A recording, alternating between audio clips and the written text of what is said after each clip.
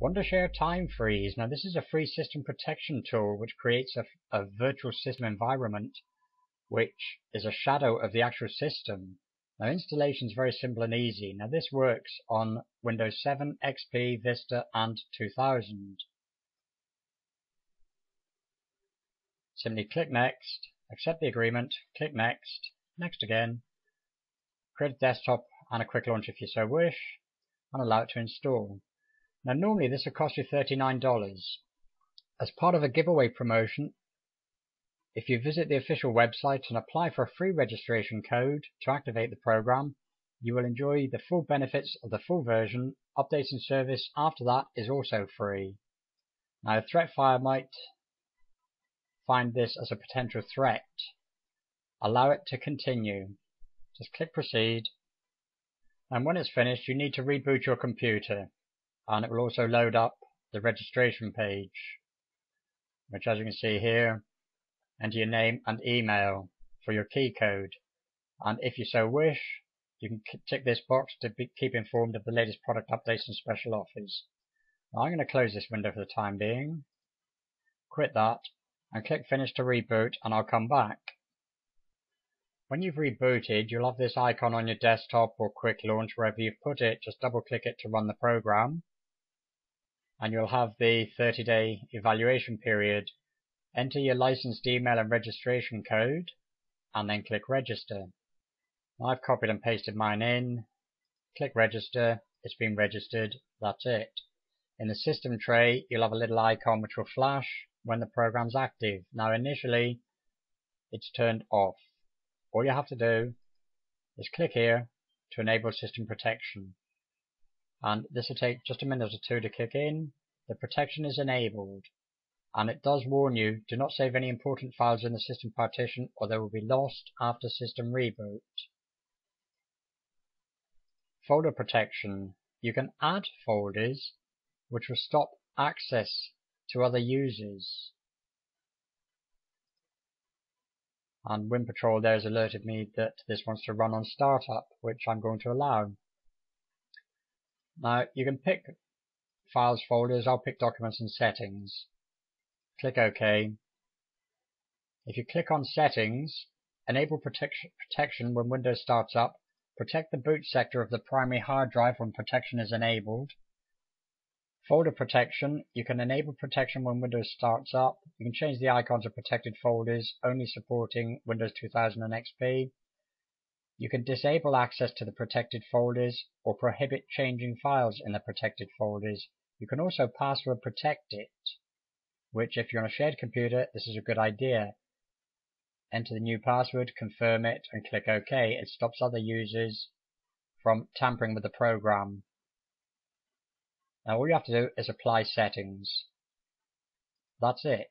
Windows protection, turn on for the documents that you want to keep private, and system protection is on. And that basically is it. It's set up. Now what I'm going to do is open up a browser and download some malware. I'm good at doing this, aren't I? It's habit forming. Okay, I've changed my protected folder to my documents confidential, so access to that will be denied. Now I have in process a program which I'm downloading. I'm not going to run it at the moment. I will close this, and again another one to save. This is our TDSS. I have here 4 samples. We have build, which I will run. I currently have 29 processes running.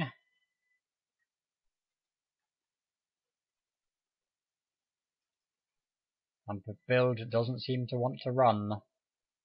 Yes it is, it's up here. And it's promptly disappeared. There we go with setup. And see what this brings along. Load all. Run.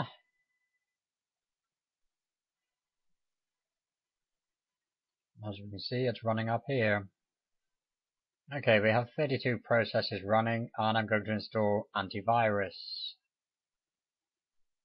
Okay, there's plenty of malware here to keep everybody happy. It's all been installed, and as you can see, we've got 43 processes. We have run DLLs, command windows, all these different odd bits and pieces.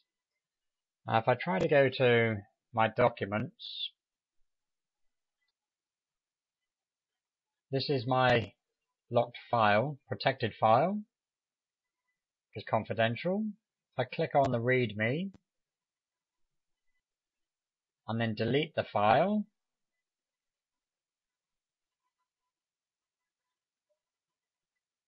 cannot delete README, access is denied. That's because this folder is protected.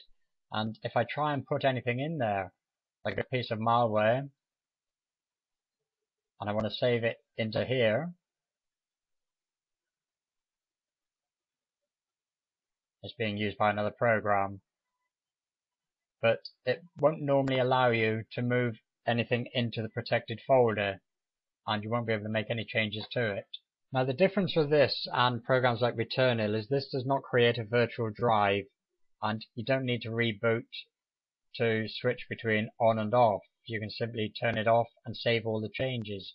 In this case, I don't want to save the changes, so I'll leave it off. And I'll just reboot the computer and come back. And when we come back, we'll see what happens to these icons and 47 running processes. Okay, I rebooted. Just stop that one a moment, as I did before. And I have 29 processes, all the icons have gone, and the installer for Time Freeze is back where it started, and there's the shortcut. So it's a very easy to use program, very simple and straightforward. And the system is still under protection, the folder protection on my confidential documents. No one can change any of the contents. And the settings, you can disable access to the protected folders, enter a password. It's so simple to use. It's nice, easy, straightforward. If you want to save changes, now for this I'm going to update Malwarebytes anti-malware.